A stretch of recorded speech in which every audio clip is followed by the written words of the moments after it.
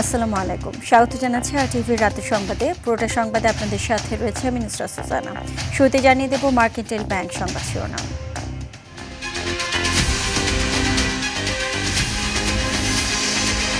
রামিসাকে হত্যার DNA report তদন্ত কর্মকর্তার হাতে, কাল আদালতে দাখিল অভিযোগপত্র। 1 মাসে শাস্তি নিশ্চিতের আশ্বাস প্রধানমন্ত্রীর। রামিসার হত্যাকারীর সর্বোচ্চ শাস্তি ইনশাল্লাহ আগামী 1 মাসের মধ্যে নিশ্চিত করবে এবং সেই সর্বোচ্চ শাস্তি হচ্ছে মৃত্যুদণ্ড। হাম উপসর্গে আরও 13 শিশুর মৃত্যু, প্রাণহানি ছাড়ালো 500। বাতিল করা হলো ডাক্তার নার্সদের ঈদের ছুটি। বন্ধ কলকারখানা চালু করতে 60,000 কোটি টাকার প্রণোদনা ঘোষণা। 25 লাখের বেশি কর্মসংস্থানের আশা গভর্নরের। ঈদ যাত্রায় ভোগান্তি এড়াতে আগে রাজধানী ছাড়ছে মানুষ, ভাড়ার তালিকায় জটিলতার অভিযোগ। প্রথম দিনে সড়কে ঝরল 14 প্রাণ। এবং এখনো পুরোপুরি জমেনি রাজধানীর পশুর হাট। বিভিন্ন অঞ্চল থেকে গরু নিয়ে আসছেন ব্যাপারীরা, বেশি দাম হাঁকানোর অভিযোগ ক্রেতাদের।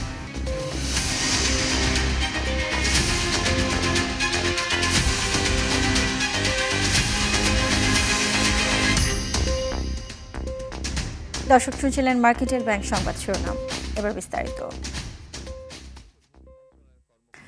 রাজধানীর পল্লবীতে ধর্ষণের পর শিশু রামিসাকে হত্যার ঘটনায় ডিএনএ ময়নাতদন্ত ও ভিসেরা রিপোর্ট হাতে পেয়েছেন তদন্তকারী কর্মকর্তার কাছে হস্তান্তর করেছে সিআইডি। তদন্ত সূত্রে জানায়, রোববার আদালতে অভিযোগপত্র দাখিল করা হতে পারে। এদিকে ধর্ষণ ও হত্যা মামলার রায় আন্তরিকতার সাথে দ্রুত নিষ্পত্তি করতে চায় সরকার, জানিয়েছেন আইনমন্ত্রী আসাদুজ্জামান। বলেন, এ ধরনের মামলার আসামিদের মৃত্যুদণ্ড অনুমোদনের দীর্ঘসূত্রিতা কমিয়ে গুরুত্বের সাথে কাজ করা হবে। সাদিয়া কানিজের রিপোর্ট। গত 19 মে রাজধানীর মিরপুরের পল্লবীতে দ্বিতীয় শ্রেণীর স্কুল ছাত্রী 8 বছরের শিশু রামিসা আক্তারকে ধর্ষণের পর গলা কেটে হত্যা করে পাশের ফ্ল্যাটের ঘাতক সোহেল রানা। এরপর সেখান থেকে ছোট্ট শিশুটির ক্ষতবিক্ষত মরদেহ উদ্ধার করে পুলিশ। ঘটনার প্রতিবাদে ও জড়িতদের দ্রুত দৃষ্টান্তমূলক শাস্তি নিশ্চিতের দাবি ওঠে সারা দেশে। 20 মে ঢাকার চিফ মেট্রোপলিটন ম্যাজিস্ট্রেট আদালতে প্রধান আসামি সোহেল রানা স্বেচ্ছায় অপরাধ স্বীকার করে জবানবন্দি দেয়। এ হত্যাকাণ্ডে দায়ের করা মামলার তদন্ত প্রতিবেদন 7 দিনের মধ্যে জমা দেওয়ার নির্দেশ দেয় আদালত। আইনমন্ত্রী জানিয়েছেন, ঈদের আগেই শিশু রামিসা ধর্ষণ ও হত্যা মামলার অভিযোগপত্র দাখিল করা হবে। ঈদের পরপর আমরা বিচারিক প্রক্রিয়া শুরু করতে প্রসিকিউশনের পক্ষ থেকে যতটা ডিউ ডিলিজেন্স দেখানো সম্ভব, এই বিচার শেষ করতে যতটা প্রত্যাশা পূরণ করতে আমরা সক্ষম হব। তিনি বলেন, সব নিয়ম মেনেই দ্রুত বিচার কাজ শেষ করা হবে। যে কোনো মৃত্যুদণ্ড সেশন জাজ যদি দেন, that is subject to confirmation by the high court division. তো সেই ক্ষেত্রে হাইকোর্ট ডিভিশন যদি কনফার্মেশন দিতে বছরের পর বছর লাগান, সঙ্গত কারণে সেখানে সময়টা লাগে পেপার বুক রেডি হতে। দেরির জায়গাটা কিভাবে সমাধান করা যায়, এটা সুপ্রিম কোর্টের এখতিয়ার। আমরা সুপ্রিম কোর্টের সাথে এই বিষয়ে কথা বলবো।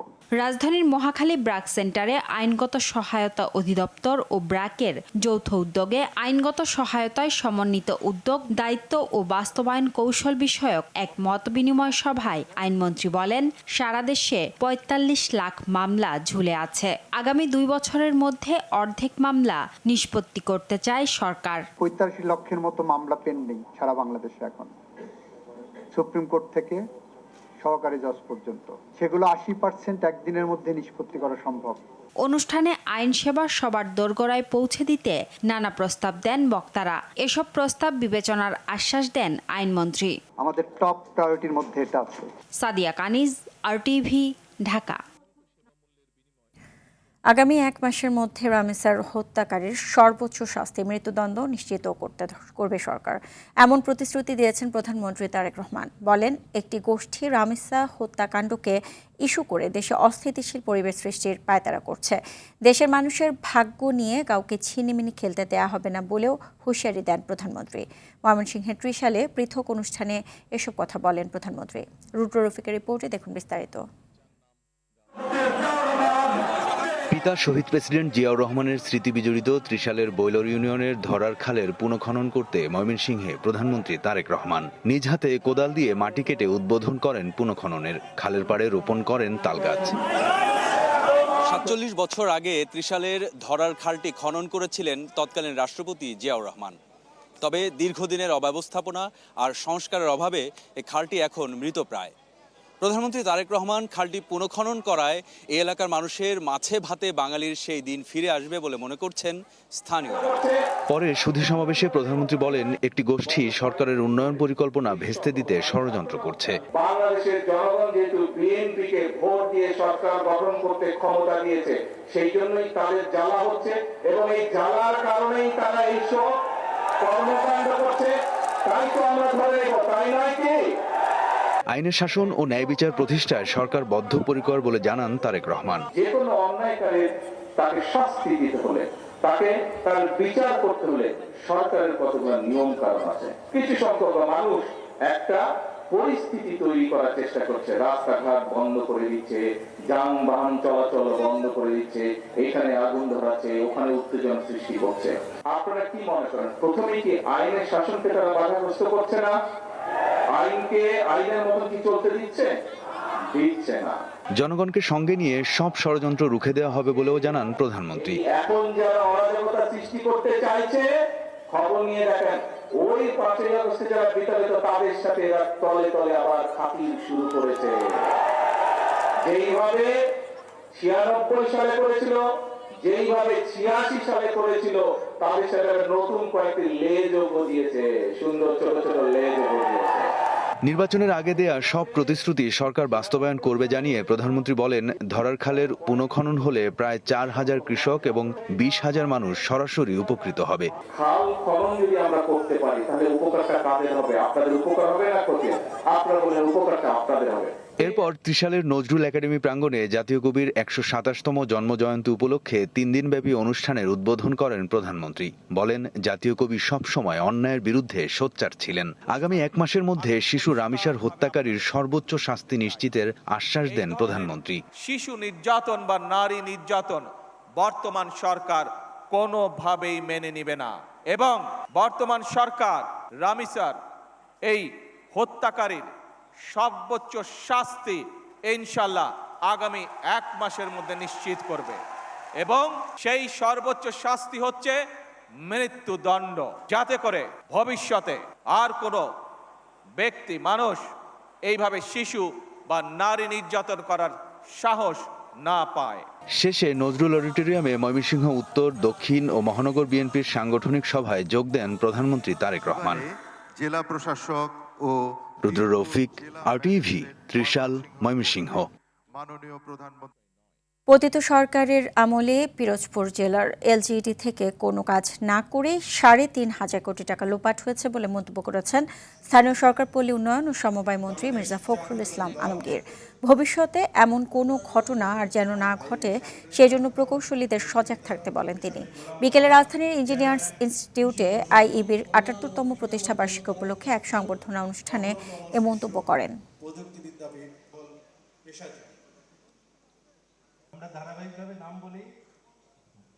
যে বিগত সরকারের আমলে, ফ্যাসিস্ট সরকারের আমলে একটি জেলায় ৩৫০০ কোটি টাকা লোপাট হয়ে গেছে, কোনো কাজ হয়নি এবং সেটা এই এলজিআরডি মিনিস্ট্রি থেকেই হয়েছে। এই বিষয়গুলো থেকে আমরা দয়া করে একটু অত্যন্ত সতর্কতার সঙ্গে দৃষ্টি দেবেন।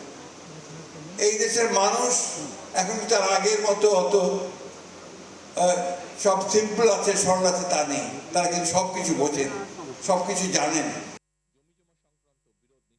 গেল ২৪ ঘন্টায় সারা দেশে হামওয়ের উপসর্গ নিয়ে আরও ১৩ শিশুর মৃত্যু হয়েছে। এ নিয়ে মৃত্যুর সংখ্যা দাঁড়ালো ৫১২ জনে। এদিকে হামের রোগীদের জন্য দায়িত্বরত ডাক্তার নার্সদের ঈদের ছুটি বাতিল করা হয়েছে বলে জানিয়েছেন স্বাস্থ্যমন্ত্রী সরদার মোহাম্মদ সাখাওয়াত হোসেন। বলেন, ঈদে গণপরিবহনে বাড়তি ভিড়ে হামের সংক্রমণ বেড়ে যাওয়ার আশঙ্কায় সবাইকে সতর্ক থাকতে হবে। সচিবালয়ে সাংবাদিকদের একথা বলেন তিনি। বিস্তারিত বিলাল হোসেনের রিপোর্টে। দেশে আশঙ্কাজনক হারে বাড়ছে হাম রোগের আক্রান্ত ও মৃতের সংখ্যা। হামের উপসর্গ নিয়ে প্রতিদিনই হাসপাতালে ভর্তি হচ্ছে নতুন নতুন শিশু।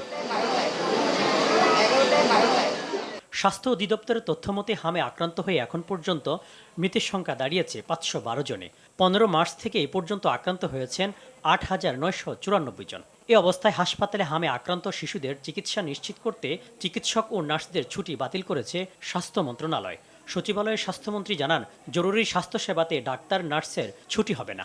সতর্ক করেছি, হামের রোগী এবং জরুরি স্বাস্থ্য সেবাতে কোনো ডাক্তারের নার্সের ছুটি হবে না, থাকতে হবে। যতদিন না পর্যন্ত আমাদের একটা বাচ্চা বাকি থাকবে, আমরা খুঁজে খুঁজে এখন আমরা টিকা দিচ্ছি, মাইকিং করাচ্ছি, যারা বাদ পড়েছে তাদেরকে টিকাদানের জন্য। ঈদুল আজহায় হামের আক্রমণ বেড়ে যাওয়ার আশঙ্কা প্রকাশ করে স্বাস্থ্যমন্ত্রী বলেন, সামাজিক দূরত্ব ও সচেতনতাই হামের প্রধান প্রতিরোধ। বিশেষজ্ঞ ডাক্তাররা প্রিয়ান করতেছেন যে ফ্রি মিক্সিং এর ফলে এই ঈদে বাস যাত্রা, ট্রেন যাত্রা, আত্মীয় স্বজনের বাড়িতে বেড়াতে যাওয়া, এইভাবে যদি হাম রোগীর সংস্পর্শে ভালো মানুষগুলি আসে, সুস্থ বাচ্চারা, তাহলে দেয়ার ইজ এ পসিবিলিটি, একটা সম্ভাবনা থাকবে আরেকটু বেড়ে যাওয়ার।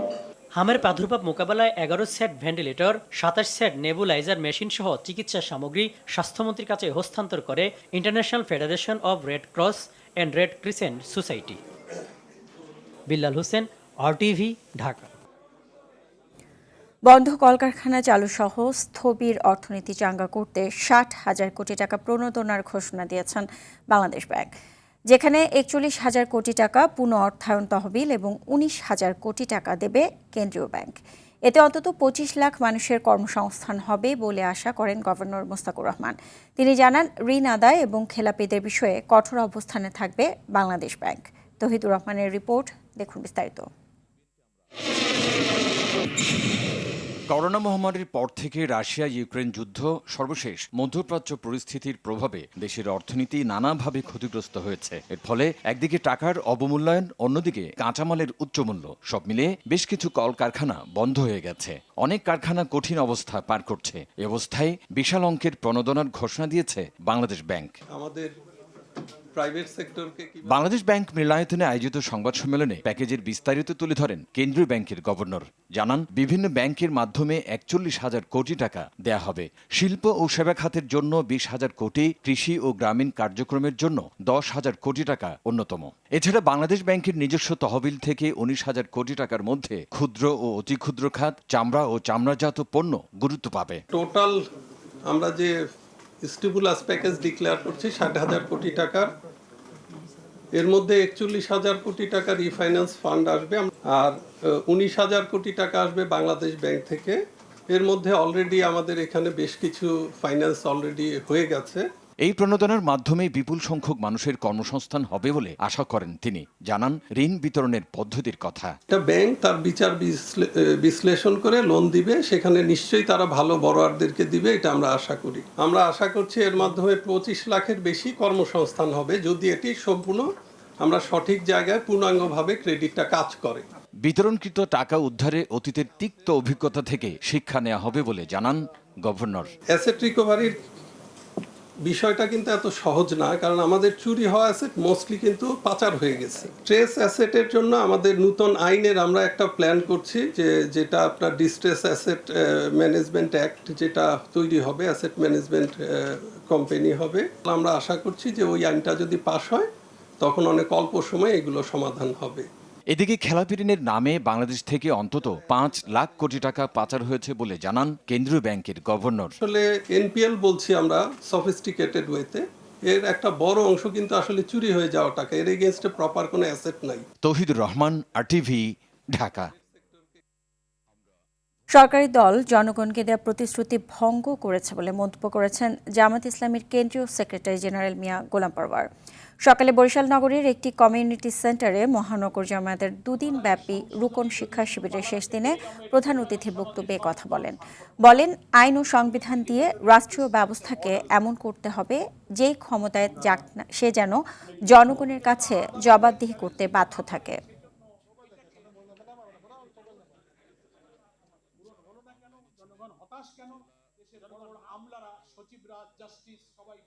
বিএনপি অন্তর্বর্তীকালীন সরকারের মধ্যে সরকার পরিচালনায় যারা ডিপ স্টেটের দায়িত্ব পালন করেছে, ছল চাতুরি করে, লন্ডন কনস্পিরেসি করে, একই দিনে গণভোটার, জাতীয় ভোট কবে হবে, সবকিছু একটা ষড়যন্ত্রের ফল হিসেবে তারা কিন্তু সাজানো পরিকল্পনা। রাজনীতিতে কোনো অস্থিতিশীলতার সংঘাত, বিশৃঙ্খলা, সহিংসতা জামাত ইসলামী আমরা চাইনি বলে আমাদের আপত্তি সত্ত্বেও আমরা একই দিনে গণভোট ও জাতীয় নির্বাচন মেনে নিয়েছি। পরিবারের সাথে ঈদ উদযাপন করতে রাজধানী ছাড়তে শুরু করেছে নগরবাসী। সকাল থেকে Kamalapur rail station, bus terminal ও লঞ্চ ঘাট থেকে ঢাকা ছাড়ছে যাত্রীরা। ভিড় বেড়েছে রেল স্টেশনে, তবে শিডিউল বিপর্যয় না থাকলেও অনলাইনে টিকিট না পাওয়ার অভিযোগ যাত্রীদের। রাজধানীর মহাখালী, গাবতলী ও সায়দাবাদ বাস টার্মিনালে ঘরমুখো মানুষের বাড়তি ভিড় দেখা যায়। হাসান মাহমুদের রিপোর্টে দেখুন বিস্তারিত। ঈদুল আজহার বাকি মাত্র আর কয়েকদিন। সরকারি ছুটি শুরু না হয় যাত্রাপথের বিড়ম্বনা এড়াতে আগেভাগে গ্রামের পথ ধরছেন অনেক পরিবার। তবে যাত্রীদের অভিযোগ, অনলাইনে টিকিট পেতে ভোগান্তি পোহাতে হয়েছে। অনলাইনে টিকিট কাটার চেষ্টা করছি, বাট অনলাইনে পাইনি আর কি। সরকারি টিকিটগুলো যা কই কালো বাজার হাতে তো পড়ে যায়। মন্ত্রীর কাছে অনুরোধ দেখবেন। কোনো শিডিউল বিপর্যয় হয় নাই, একটু ঝামেলা হয়েছে, মানে প্রথম থেকে তো ঢোকার জন্য 8টার সময় উঠতে হয়, আর আমরা যেহেতু পূর্বাঞ্চল আমরা 2টার সময় কাটছি আর কি। রেল স্টেশন পরিদর্শনে এসে সচিব জানান, ঈদযাত্রা স্বস্তিদায়ক করতে সব প্রস্তুতি নেওয়া হয়েছে। ছাদে যাত্রী ওঠাটা আমাদের বাংলাদেশ রেলওয়ে রেল চলাচলের ক্ষেত্রে যেমন ঝুঁকিপূর্ণ, একইভাবে সেই যারা উঠছে তাদের জন্য কিন্তু ঝুঁকিপূর্ণ। আমাদের ভ্রাম্যমাণ আদালত আমরা নিয়োগ করেছি এবং আমাদের ভিজিলেন্স টিম আছে। এদিকে দূরপাল্লার বাসগুলো নির্ধারিত সময়ে ছেড়ে যাওয়ায় স্বস্তি প্রকাশ করেন যাত্রীরা। সুশৃঙ্খলভাবে টিকিট দিচ্ছে এবং গাড়ি আসার সাথে সাথে টিকিট যাদের টিকিট কাটা হয়েছে ওরা টিকিট কেটে রওনা দিচ্ছে এবং সবাই সিরিয়াল ধরেই টিকিট কাটছে। রেগুলার ভাড়া ছিল 400 টাকা, তো 50 টাকা বাড়ায় যদি 450 করতো ভালো হতো। একটা না 100 টাকা বাড়ায় ফেলছে। আসলাম একদম সাথে সাথে টিকিট পেয়ে গেছি এবং বাসও আছে। ঈদযাত্রা নির্বিঘ্ন রাখতে বাস টার্মিনাল ও মহাসড়কে বাড়ানো হয়েছে নিরাপত্তা ব্যবস্থা। যাত্রীদের নিরাপত্তায় কাজ করছে পুলিশ, র্যাব সহ আইন শৃঙ্খলা বাহিনীর বিভিন্ন সংস্থা। হাসান মাহমুদ, RTV, ঢাকা। ঈদ এলেই বেড়ে যায় বাস ভাড়া। এ নিয়ে সরকার ও যাত্রীদের বক্তব্যে অমিল থাকলেও কর্তৃপক্ষের বেঁধে দেয়া ভাড়ার তালিকায় রয়েছে জটিল মারপ্যাচ। বিশেষজ্ঞরা বলছেন, বাস মালিকদের বাড়তি সুবিধা দিতেই ভাড়ার তালিকায় এই জটিল হিসেব। ঈদে বাড়তি ভাড়া আদায় নিয়ে সরকারের বক্তব্যকেও হাস্যকর বলছে তারা। আর যাত্রী কল্যাণ সমিতি বলছে, বাস ও মালিক ও শ্রমিক নেতাদের নিয়ে বাড়তি ভাড়া নিয়ন্ত্রণে সরকারের ভূমিকায় উৎসাহ পাচ্ছে পরিবহন মালিক ও শ্রমিকরা। মোহাম্মদ সাইমের রিপোর্টে দেখুন বিস্তারিত। ঢাকা সায়দাবাদ টার্মিনাল থেকে চট্টগ্রাম ভায়া কুমিল্লা ও ফেনীর দূরত্ব 242 কিলোমিটার। সরকারের বেঁধে দেওয়া কিলোমিটার প্রতি 2 টাকা 23 পয়সা হিসেবে ভাড়া আসে 539 টাকা 7 পয়সা। সঙ্গে 70% যাত্রী থাকা শর্তে টোল 12 টাকা 61 পয়সা। মোট ভাড়া 552 টাকা। এই হিসেব 51 আসনের বাসের ক্ষেত্রে, আর 40 আসনের বাসে সেই ভাড়া টোল সহ 704 টাকা। ভাড়া নির্ধারণের এই জটিল হিসেবেই ঈদে বেপরোয়া হয়ে ওঠেন পরিবহন কোম্পানিগুলো। অনলাইনে টিকিট দেখলাম, সরকারের থেকে টিকিট দেওয়া হচ্ছে 550 টাকা, এখানে আমার থেকে টিকিট চাইতেছে হচ্ছে 800 টাকা। ভাড়া হলো 350 টাকা, ভাড়া নিচে 450 টাকা। ইচ্ছে মতো ভাড়া আদায় শেষে দেন সরকারের এই ধোঁয়াশার হিসেব। 880 টাকা নির্ধারণ ভাড়া, তারা আগে 650 দিয়ে যেত যাত্রী বলছে, এখন নিচ্ছে 850 টাকা। তার ফলে আমার কাছে 200 টাকা বেশি নিচ্ছে। তো আমি আবার কাউন্টারকে জিজ্ঞেস করলাম, আপনি যে 880 টাকা 850 নিচ্ছেন কেন? তিনি বলেন যে আমরা 880 না 850 আমরা নির্ধারণ করে নিয়েছি। সারা বছর কম ভাড়ায় যাত্রী সেবা শেষে ঈদে সরকার নির্ধারিত ভাড়া আদায়কে হাস্যকর বলছেন বিশেষজ্ঞরা। ঈদের মৌসুমে আমরা শুনছি যে আপনার ন্যায্য ভাড়াটা নেওয়া হচ্ছে, ঈদের বাইরে স্বাভাবিক সময়ে কম ভাড়া নেওয়া হচ্ছে। আসলে বেশি বা কম কোনোটা নেওয়ার সুযোগ নাই। এই কথাগুলি বলা মাত্রই আসলে আমি মনে করি যাত্রীদের সাথে আপনি প্রহসন করছেন, তামাশা করছেন। এবং যারা আসলে পরিবহনের মালিক আছে তারা তো আসলে লোকসান দিয়ে এই পরিবহন চালাবে না। এটা বোঝার জন্য আসলে রকেট সায়েন্স বোঝার দরকার নাই। বলছেন, বাস মালিকদের সুবিধা দিতেই সরকারি তালিকায় বাড়তি ভাড়া নির্ধারণ করে দিয়েছে সড়ক পরিবহন কর্তৃপক্ষ। বিশেষ করে পরিবহন খাতে যারা যুক্ত আছেন তাদেরকে আপনি আরও উৎসাহ দিচ্ছেন, অতিরিক্ত ভাড়া নেওয়া এবং এই ক্ষেত্রে আপনি চাঁদাবাজিতে কিন্তু উৎসাহ দিচ্ছেন। এদিকে বাড়তি ভাড়া নিয়ন্ত্রণে সড়ক মন্ত্রীর ডানে বায়ে বাস মালিক ও শ্রমিক নেতাদের সঙ্গে নিয়ে নিয়ন্ত্রণের পরিবর্তে উৎসাহ প্রদান করার অভিযোগ যাত্রী কল্যাণ সমিতির। সরকার সিদ্ধান্ত নিচ্ছে মালিক সমিতিকে নিয়ে, সরকার সিদ্ধান্ত নিচ্ছে শ্রমিক ফেডারেশনকে নিয়ে, সুতরাং এইবারও আমি ভয়াবহ একটা দুর্ভোগের আশঙ্কা করছি। ভাড়া নির্ধারণের এই জটিল সমীকরণের বিষয়ে ক্যামেরার সামনে মন্তব্য করতে রাজি হয়নি সড়ক পরিবহন কর্তৃপক্ষের চেয়ারম্যান মোহাম্মদ হাবিবুর রহমান। এমন অবস্থায় সহজ ও স্পষ্ট হিসেবে ভাড়া নির্ধারণে সরকারের নিরপেক্ষ হস্তক্ষেপের প্রত্যাশা যাত্রীদের। মোহাম্মদ সায়েম, RTV, ঢাকা। দেশের বিভিন্ন স্থানে সড়ক দুর্ঘটনায় 14 জন নিহত হয়েছেন। এর মধ্যে যশোরে 3টি যানবাহনের সংঘর্ষে নারী শিশু সহ 4 জন নিহত হয়েছেন। এ ঘটনায় আহত হয়েছেন একজন। দুপুরে সদর উপজেলার চাউলিয়া ফিলিং স্টেশনের সামনে এই মর্মান্তিক দুর্ঘটনা ঘটে। কুষ্টিয়ার খোকসায় যাত্রীবাহী বাস ও ড্রাম ট্রাকের মুখোমুখি সংঘর্ষে 3 জন নিহত হয়েছে। এ সময় আহত হয়েছে আরও 20 জন। দিনাজপুরের ঘোড়াঘাটের মোটরসাইকেল ও ট্রাকের সংঘর্ষে ঘটনাস্থলে 3 জন নিহত হন। সকালে রানীগঞ্জ বাজার এলাকায় এই দুর্ঘটনা ঘটে। দুপুরে চট্টগ্রামের পটিয়ায় যাত্রীবাহী বাস ও মোটরসাইকেলের মুখোমুখি সংঘর্ষে 2 জনের মৃত্যু হয়েছে। সকালে গাজীপুরের কালিয়াকৈরে বাসের ধাক্কায় পিকআপের চালক নাসির উদ্দিন নিহত হন। জয়পুরহাট শহরে ট্রাকের চাপায় মাহফুজুল ইসলাম নামে এক NGO কর্মীর মৃত্যু হয়েছে। জামালপুরের বক্সিগঞ্জে একটি ওয়ার্কশপে লোহার গ্রিল মাথায় পড়ে এক শিশুর মর্মান্তিক মৃত্যু হয়েছে।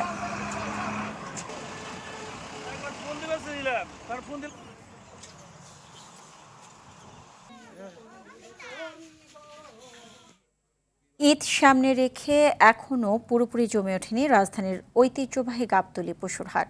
তবে দেশের বিভিন্ন অঞ্চল থেকে গরু নিয়ে আসতে শুরু করেছেন পাইকার ও খামারিরা। বেচা বিক্রি শুরু না হলেও ঈদের আগে সব গরু বিক্রি হবে বলে আশা করছেন ব্যবসায়ীরা। এদিকে গাবতলী গবাদি পশুর হাট পরিদর্শনে এসে কৃষি, মৎস্য ও প্রাণী সম্পদ প্রতিমন্ত্রী বলেন, এবারের ঈদে কোরবানির পশুর পর্যাপ্ত মজুদ রয়েছে। বিস্তারিত মিশুক হাওলাদারের রিপোর্টে। ঈদের বাকি আর মাত্র 4 দিন। ঈদ ঘনিয়ে আসায় রাজধানীর গাবতলীর হাটে ছোট, মাঝারি ও বড় আকারের গরু ভিড় জমতে শুরু করেছে। এখনো হাটে উট না আসলেও ছাগল দুম্বায় ছেয়ে গেছে পুরো এলাকা। বাজারে ঘুরতে আসা ক্রেতাদের আগ্রহ বেশি মাঝারি আকারের গরুর দিকেই। ঈদের বাকি আরো কিছুদিন থাকায় দাম নিয়ে মিশ্র প্রতিক্রিয়া ক্রেতা বিক্রেতাদের মধ্যে। ছোট ছোট সাইজের গরু এবং বড় সাইজের অনেকগুলো গরু দেখছি, দেখার পরে কয়েকটা গরু দামাদামিও করছি, দাম জিজ্ঞেস করছি। মোটামুটি কিছু কিছু গরু রিজনেবল দাম বলছে, আবার কিছু কিছু গরু আছে ওভার দাম। গাবতলী চলে আসে একবার, একজন বলে 12 লাখ, একজন বলে 11 লাখ, একজন বলে 9 লাখ। তো গরু তো ওরকম কথা বলে না। বিক্রেতারা বলছেন হাটে তেমন কোনো ক্রেতা না আসায় বেচা বিক্রি নাই বললেই চলে। আমার আসা 4 দিন হয়ে গেল, মোটামুটি এখন গরু পরিপূর্ণ আছে। তবে আমি সবার আগে আসছি এখানে, এখন আমি বেচতে পারি না, কাস্টমার সেভাবে নাই এখনো।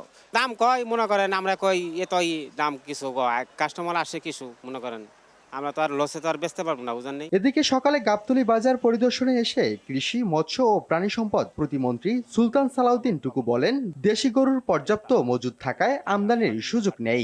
তারা অনেক কষ্ট করে এই গরুটা লালন পালন করে, কাজেই তারা যাতে তাদের যেই আশা নিয়ে হাটে আসে, ক্রেতা এবং বিক্রেতা উভয়ই যাতে খুশি মনে বিক্রি করতে পারে, ক্রেতা যাতে খুশি মনে কিনতে পারে এবং তাদের যাতে কোনো রকমের অসুবিধা না হয়। আমাদের পণ্য আমরাই কিনবো, এটাই স্বাভাবিক। এটা আমাদের মানসিকভাবে নিজেদেরকে কি উপলব্ধি করতে হবে। এখনো গরুর হাট পুরোপুরি জমে না উঠলেও কয়েকদিনের মধ্যেই দেশের সবচেয়ে বড় এই পশুর হাটে নামবে ক্রেতাদের ঢল, এমনটাই আশা সংশ্লিষ্টদের। মিশুক হাওলাদার, RTV, ঢাকা। রাতের সংবাদ এই পর্যন্তই। মধ্যরাতের সংবাদ 1টায় দেখার আমন্ত্রণ রইল। এতক্ষণ সাথে থাকার জন্য সবাইকে ধন্যবাদ।